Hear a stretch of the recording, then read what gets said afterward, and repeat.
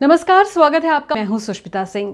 आज हम बात करेंगे जानवरों की खुदकुशी के बारे में, लेकिन इस इंटरेस्टिंग फैक्ट पर आगे बढ़ने से पहले आपको बता दें कि हमारे चैनल को आप सब्सक्राइब करना और लाइक करना ना भूलें। तो इंसानों की खुदकुशी की खबर आपने कई बार पढ़ी होगी और सुनी भी होगी, लेकिन क्या आपने जानवरों की खुदकुशी के बारे में सुना है? शायद नहीं। लेकिन आपको बता दें कि इंसान ही नहीं बल्कि जानवर भी खुदकुशी करते हैं।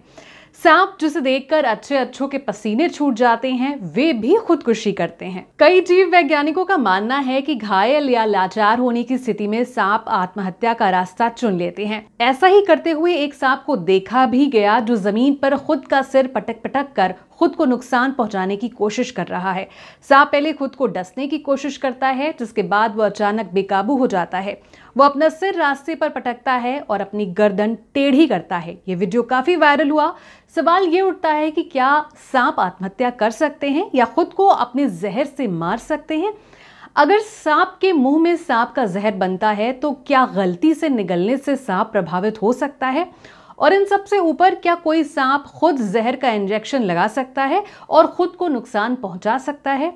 इन सवालों का जवाब देने के लिए आइए शुरू करते हैं कि सांप कैसे और क्यों जहर पैदा करते हैं। सांप का जहर सैलिवरी ग्लैंड्स में उत्पन्न होने वाला एक फ्लूइड सीक्रेशन है जो विशेष रूप से विषैले सांपों में मॉडिफाइड हो जाता है।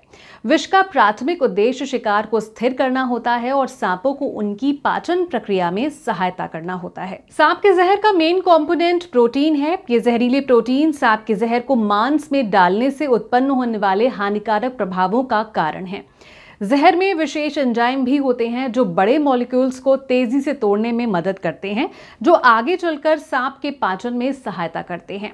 एंजाइम सांप के शिकार में कार्बोहाइड्रेट, प्रोटीन, फॉस्फोलिपिड और न्यूक्लियोटाइड के टूटने में सहायता करता है। सांप के जहर में मौजूद एक अतिरिक्त घटक होता है polypeptide toxin. Polypeptides amino acid की श्रृंखलाएं हैं जिनमें इनमें से 50 या उससे कम आधार घटक होते हैं। पॉलीपेप्टाइड टॉक्सिन्स सेल फंक्शन को बाधित करते हैं और यहां तक कि सेल डेथ का कारण भी बन सकते हैं। सांप के जहर के टॉक्सिक कंपोनेंट सामान्य रूप से सभी विषैले सांपों में पाए जाते हैं, जबकि कुछ विष विशेष रूप से सांपों की विशिष्ट नस्लों के लिए होते हैं। जहर के लिए सबसे आम इंजेक्शन मेथड फैंग्स का उपयोग है। फैंग्स अपने डिलीवरी मैकेनिज्म में अत्यधिक प्रभावी होते हैं क्योंकि वो टिश्यू को छेदने में सक्षम होते हैं और जहर को घाव में बहने देते हैं।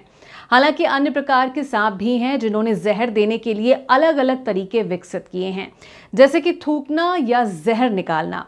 हालांकि जहर थूकना या बाहर निकालना एक तरीके का डिफेंस मैकेनिज्म होता है, ना कि शिकार के उद्देश्य से किया जाता है। तो सवाल यही उठता है कि चूंकि सैलिवरी ग्लैंड में जहर मौजूद होता है, अगर सांप इसे पचा ले तो क्या होगा? इसका जवाब यही है कि जहरीले सांपों को किसी भी जहर से नुकसान नहीं होता है जब वे इसे पचाते हैं, क्योंकि जहर में प्राथमिक जो कंपोनेंट होता है प्रोटीन होता है। प्रोटीन टॉक्सिन्स के शक्तिशाली होने के लिए उन्हें या तो शरीर के टिश्यूज या ब्लड स्ट्रीम में इंजेक्ट या एब्जॉर्ब किया जाना चाहिए। सांप के जहर का सेवन हानिकारक नहीं है क्योंकि ये हानिकारक विषाक्त पदार्थ पेट के एसिड और पाचन एंजाइम्स द्वारा उनके प्राथमिक हानि रहित रूपों में टूट जाएंगे। तो सांप को इंजेक्ट करने पर कोई असर नहीं होगा। हालांकि तब ऐसा नहीं होगा अगर आप सांप के ब्लड स्ट्रीम में या तो दूसरे सांप के काटने से या खुद को काटने वाले सांप के माध्यम से ये प्रवेश करता है। रक्त में जहर के सीधे प्रवेशों का सांप पर उतना ही प्रभाव पड़ेगा जितना कि उसके शिकार पर।